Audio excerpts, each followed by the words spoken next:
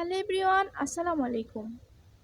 পটলের নতুন একটি ভাজি রেসিপি করার জন্য প্রথমত আমরা পটলগুলোকে সাইড থেকে এমন দুই সাইড থেকে চিকন চিকন করে কেটে নেব।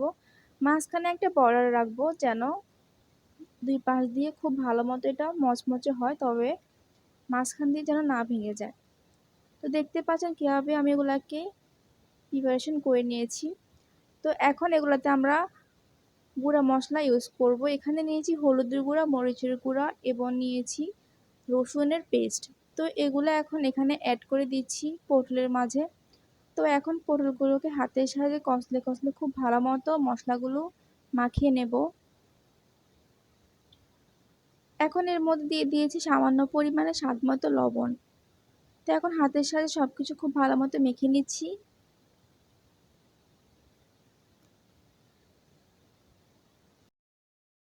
তো এই তো দেখতে পাচ্ছেন আমি কীভাবে মিশিয়ে নিয়েছি, একদম প্রতিটা সাইডে সাইডে খুব ভালো মতো এগুলো মিশে গেছে মশলাগুলো। এ পর্যায়ে প্যানের মধ্যে তেল গরম করতে দিয়েছি। তেলটা গরম হয়ে গেলে আমি একটা একটা করে পটল এই ফ্রাই প্যানের মধ্যে অ্যাড করে দিচ্ছি, অর্থাৎ তেলের মধ্যে এগুলো খুব ভালো মতো ভেজে নেব। তো যেভাবে আপনারা পটল ভাজি করেন এভাবে লম্বা লম্বা করে আমি এগুলোকে অ্যাড করে দিচ্ছি। তো এই ভাজিটা খেতে কিন্তু অসম্ভব বেশি মজা হয়েছে, আপনারা চাইলে এভাবে একবার হলে ট্রাই করতে পারেন। তো গরম ভাতের সাথে ডালের সাথে এটা খুব ভালো লাগে খেতে। তো ভাবলাম আমি আমার ভিউয়ার্সের সাথে শেয়ার করি।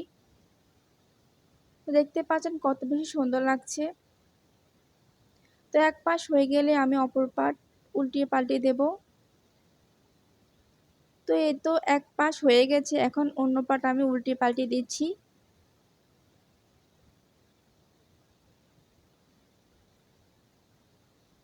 তো আপনারা চাইলে এটাকে গোটা রাখতে পারেন বা মাঝখান দিয়ে এভাবে এক সাইড করে কেটে কেটে রাখতে পারেন। তো আমি অনেকগুলোকে অর্ধেক করে নিয়েছি, অনেকগুলোকে গোটা রেখেছি। দেখতে পাচ্ছেন এভাবে রাখলে কিন্তু অনেক বেশি সুন্দর লাগে দেখতে, সেজন্য আমি এভাবে করেছি। দেখতে পাচ্ছেন যেটাকে আমি অনেক বেশি গোটা রেখেছি এবং স্টার্ট করে কেটেছি, সেটা কিন্তু অনেক বেশি সুন্দর লাগছে। তো এই তো ভাজা হয়ে গেলে এখানে আমি দিয়ে দিচ্ছি কাঁচামরিচ ফালি এবং দিয়ে দিচ্ছি ধনিয়া পাতা কুচি।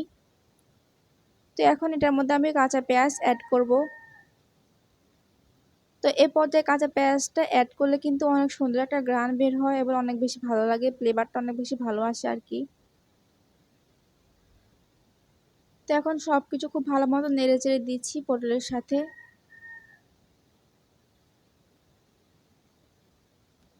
তো আপনারা যদি চান তাহলে কিন্তু পটলগুলো আগে উঠিয়ে রেখে পরে কিন্তু পেঁয়াজ কাঁচামরিচ একসাথে ভাজতে পারেন। এভাবে দিলেও কোনো ঝামেলা হয় না, শর্টকাটে সব কিছু একসাথে হয়ে যায় আর কি, সেজন্য আমি আগে দিয়ে দিলাম।